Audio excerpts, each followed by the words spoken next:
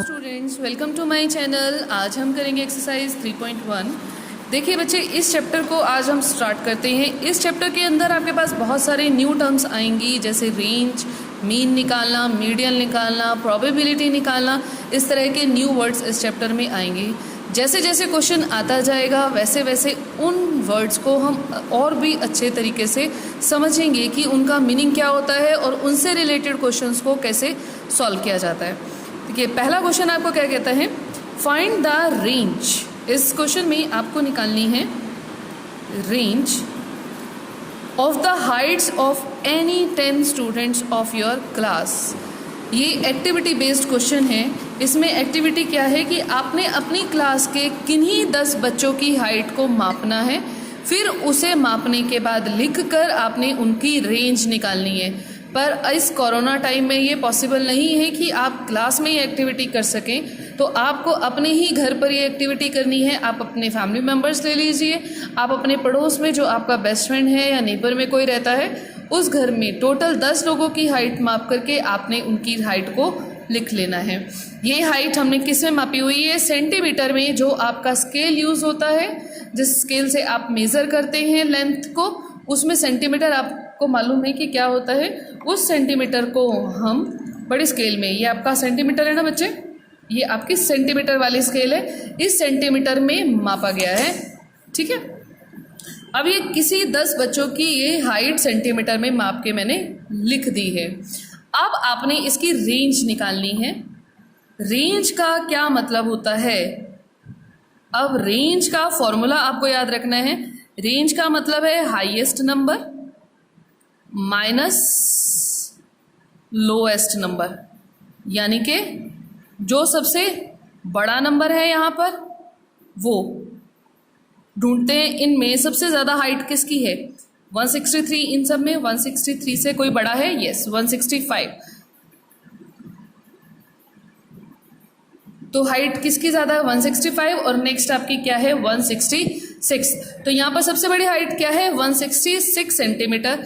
हम लिख लेते हैं हाईएस्ट नंबर 166 माइनस लोएस्ट कितना है सबसे छोटा? 149 से छोटा कोई है? देखते हैं, कोई भी 149 से छोटा नहीं है। तो इसे हम 166 माइनस 149, और ये सेंटीमीटर में है, माइनस कर लेते हैं, कितना आ जाएगा? कितना आ गया? 17। यानी कि रेंज कितनी आ गई हमारी? 17 सेंटीमीटर। क्लियर है? रेंज निकालने का क्या मतलब है? जो सबसे बड़ी नंबर है उसमें से सबसे छोटे नंबर को माइनस कर दोगे तो आपके पास रेंज आ जाएगी। चलिए देखते हैं अब इसका क्वेश्चन नंबर 2 में क्या करना है। Organise the following marks in a class assessment in a tabular form. Tabular form होता है आपने एक टेबल बना करके उसके अंदर इस डेटा को, बच्चे ये आपका, इसे कहते हैं डेटा। अब हमारे पास आता है वर्ड की डेटा क्या होता है। जैसे आपकी क्लास में आपको बोल दिया जाए एक बच्चे को कि सब बच्चों के मार्क्स मैथ्स में कितने हैं नोट करके लेके आओ, तो आप 50 के 50 बच्चों के रोल नंबर वाइज आप नोट करके ले आओगे इन्फॉर्मेशन सारा का सारा। तो वो जो नंबर आपने कलेक्ट किए हैं वो डेटा कहलाएगा। जैसे पहले क्वेश्चन में आपने क्या किया था, पहले क्वेश्चन में सबकी हाइट माप ली थी सेंटीमीटर में, वो लिख ली, तो ये डेटा है। तो कुछ भी आप इस तरह से यदि कोई जानकारी आप इकट्ठी करते हैं तो उसे डेटा कहते हैं। अब ये आपको डेटा दिया गया है, क्या है ये data? Organise the following marks in a class assessment, कि एक क्लास के अंदर मार्क्स दिए गए हैं, टेस्ट हुआ क्लास के अंदर, उसके अंदर नंबर दिए गए हैं, देखो 10 में से। अब इस 10 है, 10 तो किसी के नहीं है, मेंशन नहीं किया गया, तो ये मार्क्स दिए गए हैं। तो इन मार्क्स को क्या करना है? टेबल में अरेंज करना है, क्योंकि अब यहाँ इन मार्क्स को देख के पता नहीं चल रहा अरेंज करने का क्या फ़ायदा होता है। अब यदि इस डेटा को देखा जाए तो यह आपके पास रफ डेटा है, जिसे देख के आप कोई कंक्लूजन नहीं निकाल सकते। इसे देखकर आप कोई कंक्लूजन नहीं निकाल सकते कि कितने बच्चों के 5 नंबर आए हैं, कितनों के 6 आए हैं क्लास में, कितनों के 7 आए हैं। आपकी क्लास की परफॉर्मेंस कैसी चल रही है इससे रफ डेटा से पता नहीं चलता। इसलिए इस डेटा को फर्दर ऑर्गेनाइज किया जाता है, तरीके से लिखा जाता है टेबल की फॉर्म में, और वो टेबुलर फॉर्म क्या होती है जिसमें हमारे पास क्या होते हैं, हम 3 बॉक्सेस बनाते हैं। सबसे पहला जो भी आपको दिया हुआ है इसके अंदर मार्क्स दिए हुए हैं, तो पहले कॉलम में मार्क्स, टैली मार्क्स, फ्रीक्वेंसी, ये मैं अभी आपको बताऊंगी। सबसे पहली लाइन में आपने मार्क्स लिखने हैं, कौन कौन से मार्क्स ऑब्टेन्ड किए हैं बच्चों ने। 1 2 3 भी आ रहे हैं, 4 5 6 7 8 और 9 तक सारे हैं, 9 के बाद कोई नंबर नहीं है, तो यानी कि टेबल कहाँ से, 0 भी नहीं है। तो कौन कौन से मार्क्स हैं, 1 2 3 4 5 6 7 8 9, ये मार्क्स बच्चों के आए हुए हैं। अब टैली मार्क्स का क्या मतलब है, ये रफ कैलकुलेशंस के लिए होता है, एक तरह से देखा जाए एक नंबर कितने बच्चों का आया है। अगर ध्यान से देखा जाए तो सिर्फ एक ही बच्चे का आया हुआ है, तो आपने यहाँ पर टैली मार्क का मतलब है एक लाइन ऐसे लगा देनी है कि एक जो नंबर है एक ही बच्चे का आया हुआ है। 2 नंबर कितने बच्चों के आए हुए हैं, 2 ढूंढते हैं तो 1 और 2 नंबर 2 बच्चों के आए हुए हैं, 2 हम मार्क्स लगा देंगे टैली मार्क्स, 1 और 2 नंबर 2 बच्चों के आए हुए हैं। इसी तरह से 3 नंबर कितने बच्चों के आए हुए हैं, 3 ढूंढते हैं, एक ही बच्चे के 3 नंबर आए हुए हैं, तो एक सिंगल टैली मार्क बनाएंगे। 4 नंबर 1 2 3 बच्चे ऐसे हैं जिनके 4 नंबर आए थे, तो 1 2 और 3। अब 5 का ढूंढते हैं, 1 2 3 4 5 हो गए। तो देखो अब 5 के लिए टैली मार्क्स कैसे यूज करना वो ध्यान से देखना। 4 के लिए तो आपका 1 2 3 4 के लिए सिंगल लाइंस लगाओगे, 5वें के लिए आप क्रॉस करोगे, तो ये 5 हो गए, 1 2 3 4 और 1 5, ठीक है। 5 के लिए आपने इस तरह से बनाना है। 6 नंबर कितने बच्चों के आए हैं, 1 2 3 और 4 बच्चों के, 1 2 3 4। 7 नंबर 1 और 2 बच्चों के 7 नंबर आए हैं। 8 बच्चों के कितने आए हैं, 8 कितने बच्चों के आए हैं, एक ही बच्चे का 8 आया और एक ही बच्चे का 9 आया है। तो इस तरह से हम कर लेंगे। अब इन टैली मार्क्स को आपने काउंट करके लिखना है। फ्रीक्वेंसी हो गई कि वो कितने हैं संख्या में, नंबर्स कितने हैं। आप इसे फ्रीक्वेंसी लिख सकते हैं, या फिर इस क्वेश्चन के अंदर फ्रीक्वेंसी आप हर क्वेश्चन के अंदर लिख सकते हैं, आपको कुछ और लिखने की जरूरत नहीं है। इस क्वेश्चन में पर्टिकुलर ये क्या है, नंबर ऑफ स्टूडेंट्स हैं, आप इसे नंबर ऑफ स्टूडेंट्स भी लिख सकते हैं कि कितने बच्चों के एक नंबर आए हैं। तो कितनों के आए हैं, 1, यहाँ पर 2, 1 3 4 और 1 5, यहाँ पर 4, इसी तरह से यहाँ पर 2 और 1 1। तो 2 बच्चे ऐसे हैं क्लास में जिनके 2 नंबर आए हैं, 3 बच्चे ऐसे हैं जिनके 3 नंबर आए हैं, नहीं 3 बच्चे ऐसे हैं जिनके 4 नंबर आए हैं। इस टेबल को पढ़ा कैसे जा सकता है, अगर इसे यूज किया जाए तो पूछा जाए कि मैक्सिमम नंबर कितने आए हैं, 9। कितने बच्चों के हैं, सिर्फ क्लास में एक ही बच्चा है जिसके 9 नंबर आए हैं, और क्लास में एक ही ऐसा बच्चा है जिसके 8 नंबर आए हैं। एवरेज सबसे ज़्यादा ऐसा कौन से मार्क्स हैं जो सबसे ज़्यादा बच्चों ने अचीव किए हैं, तो 5 नंबर ऐसे हैं जो 5 बच्चों के क्लास में आए हैं। क्लियर है। इस तरह से आपने ये क्या बना दी है, ये टेबुलर फॉर्म में लिख दिया है इस डेटा को। अब ये ऑर्गेनाइज हो गया, देख के इसमें पता चल रहा है कि कितने बच्चों ने कितने मार्क्स ऑब्टेन किए हैं, ये ऑर्गेनाइज हो चुका है डेटा। ठीक, अब इनका हम टोटल भी साथ साथ निकाल लेंगे ताकि हमारा डेटा चेक हो जाए कि क्या कोई बच्चा या कोई मार्क्स छूट तो नहीं गया। इनको सबको टोटल कर लेते हैं, 2 3 4 7 7 और 5 कितने हो गए आपके, 12 12 4 16 17 18 19 और 1 20, तो 20 हो गए टोटल। यहाँ पर काउंट करते हैं कि क्या ये 20 है, 1 2 3 4 5 6 7 8 9 10 11 12 13 14 15 16 17 18 19 20, तो हमारा कोई भी बच्चा मिसिंग नहीं है, सारा डेटा अरेंज है।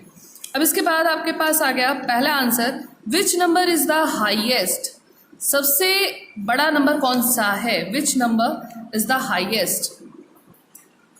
तो हाईएस्ट नंबर कौन सा है, which number is the highest, कि नंबर ये है ना, हम मार्क्स या नंबर, तो इनमें से सबसे बड़ा नंबर कौन सा है, 9 मार्क्स आए हैं, तो आंसर आएगा 9 इज द हाईएस्ट। पहले का आंसर आपके पास क्या आ जाएगा? 9। सेकंड का which number is the lowest, सबसे कम नंबर कौन सा है? कम नंबर कितने आए हैं क्लास में? 1 नंबर आया है, तो इसका आंसर आ जाएगा 1। What is the range of the data, data की रेंज क्या है? तो हमारे पास थर्ड में रेंज निकालनी है। रेंज होती है क्या? Highest value minus lowest value. ठीक है, तो यहां इस मार्क्स में देखेंगे कि रेंज कैसे निकलेगी। Find the what is the range of the data, जो आपको डेटा दिया है। तो बड़ी वैल्यू कितनी है? 9, और सबसे कम नंबर कितने आए हैं बच्चे के? 1। तो रेंज कितनी है? 8। ठीक है, चलो इसका लास्ट पार्ट देख लेते हैं। हमने इस क्वेश्चन में अर्थमेटिक मीन निकालना है, जिसे हम एवरेज भी कहते हैं, मीन भी कहते हैं, या फिर इसे आप ऐसे भी लिख सकते हो, अर्थमेटिक मीन की शॉर्ट फॉर्म A.M। कुछ भी इन चारों में से लिखा हुआ हो तो फॉर्मूला क्या होगा? आपने यही फॉर्मूला लिखना है। इन चारों में से कुछ भी पूछा हुआ हो, sum of all observations divided by number of all observations. Average है क्या? एक एग्जांपल से समझ लेते हैं। जैसे देखिए 4 फ्रेंड्स हैं, उनके पास हर एक के पास पेंसिल्स हैं। पहली लड़की के पास 3, दूसरी के पास 6 पेंसिल्स हैं, 5 और 2। ठीक है, सबके पास अलग अलग पेंसिल्स हैं। अगर मुझे ये पेंसिल्स उन सब में बराबर बांटनी है, चारों में बराबर बांटनी है, तो क्या करेंगे? मुझे क्या निकालनी पड़ेगी? एवरेज निकालनी पड़ेगी, या फिर जिसे अर्थमेटिक मीन भी कहते हैं। सम ऑफ ऑल ऑब्जर्वेशंस का मतलब है जो जो आपने ऑब्जर्व किया है इन सबको प्लस करो, सबको प्लस कर दिया। और डिवाइडेड बाय में कितनी है ये? 1 2 3 4 लड़कियां हैं, तो 4 से डिवाइड कर दिया। प्लस करके कितना आ गया हमारे पास? 16 डिवाइडेड बाय 4। 16 को 4 से डिवाइड करेंगे तो पूरा पूरा आंसर आ जाएगा 4। यानी कि 4 पेंसिल हर लड़की के पास होगी, यानी कि इकट्ठा करके 4 पेंसिलें हर लड़की में बांट दी जाएंगे। तो एवरेज क्या आ जाएगा इसका एवरेज आ जाएगा हमारे पास 4 पेंसिल्स। इसी तरीके से आपने इस क्वेश्चन के अंदर भी करना है। इस क्वेश्चन में देखिए क्या दिया हुआ है आपको, सम ऑफ ऑल ऑब्जर्वेशंस। ये जो सारी की सारी जो ऑब्जर्वेशंस आई थी ना, ये सारी, इन सबको आपने क्या करना है? प्लस करना है सबसे पहले। तो हम लिख देंगे सम ऑफ ऑल ऑब्जर्वेशन, सबको प्लस करा, हमारा आंसर 100 आता है इन सबको प्लस करके। और ये टोटल हैं कितनी ऑब्जर्वेशंस, टोटल कितने बच्चों की थी? इसके बाद आ जाएगा नंबर ऑफ ऑब्जर्वेशंस। कितने बच्चों के मार्क्स काउंट किए थे? ये थे 20 बच्चों के। मिल गया दोनों का डाटा, टोटल आ गया 100 और ऑब्जर्वेशंस हो गई 20।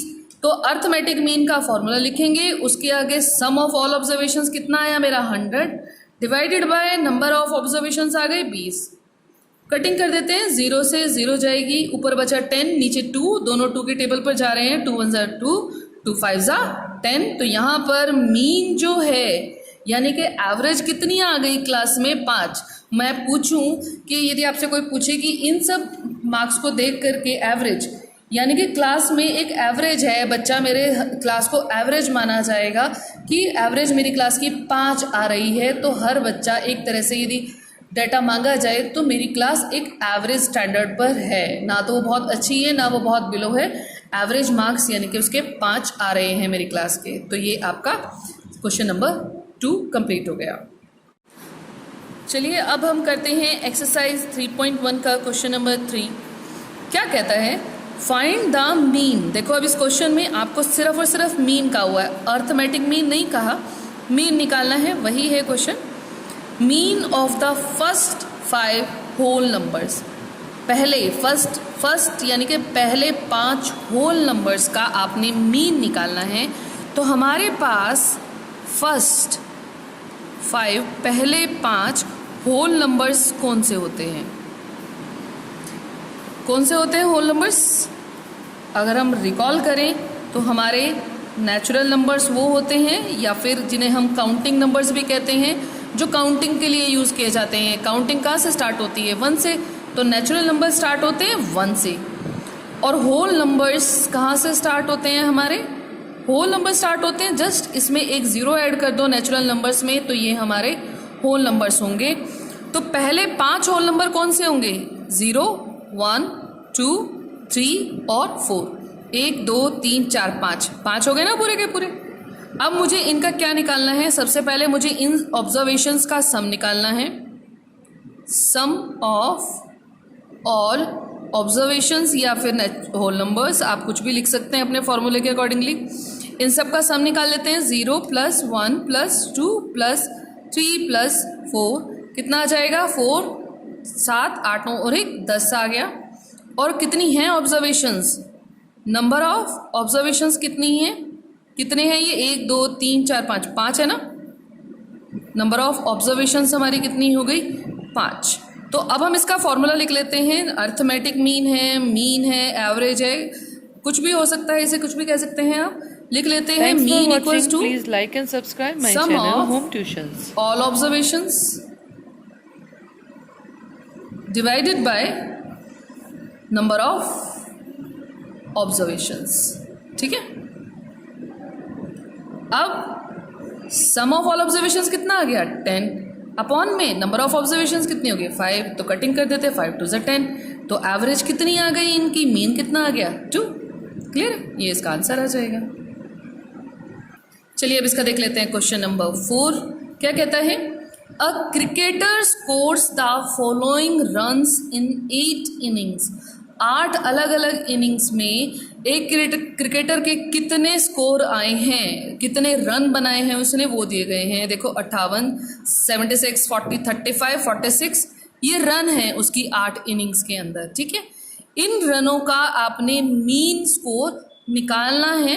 तो हम क्या करेंगे? इनका सबसे पहले हम निकाल देंगे सम ऑफ ऑल ऑब्जर्वेशंस। इन ऑब्जर्वेशंस का हम सम निकालते हैं। कितना आ जाएगा? इन सबको प्लस कर लेते हैं। 58 + 76 + 40, 35, 46 + 45 + 0 + 100। जल्दी से करिए, कितना आ जाएगा सम? तो इन सबको प्लस करके हमारे पास आएगा 400। हम इसके नेक्स्ट लिखेंगे नंबर ऑफ ऑब्जर्वेशंस। कितनी ऑब्जर्वेशंस हैं?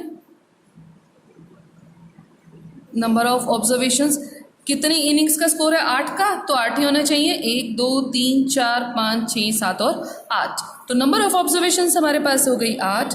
नेक्स्ट हम अर्थमेटिक मीन या मीन स्कोर, जिसे आप लिख सकते हो मीन या फिर मीन स्कोर भी लिख सकते हो, उसका फॉर्मूला लिख लेते हैं। इसका फॉर्मूला मैंने लिख दिया है। मीन स्कोर का सम कितना आएगा बच्चे? ऑब्जर्वेशंस का कितना आया है हमारा? 400 डिवाइडेड बाय, और कितनी ऑब्जर्वेशंस हैं? 8। कटिंग कर देते हैं। दोनों 2 की टेबल पर जाएंगे। कैसे? ये 2 की टेबल पर 8 आता है, इसे चेक करना हो तो मुझे लास्ट डिजिट चेक करनी होती है। 0 2 की टेबल पर 2 5 10 में आता है, तो ये भी आपका 2 की टेबल पर जाएगा, यानी कि दोनों जाएंगे। 2 4 8 यहाँ पर आएगा 200। अगेन ये भी जाएगा, ये भी जाएगा। 2 2 4 100 आ जाएगा। अगेन कटिंग करते हैं, कितना आ जाएगा? 50। तो आपका जो मीन स्कोर है वो आ जाएगा 50। क्लियर है? Thanks for watching. Please like and subscribe my channel home tuitions.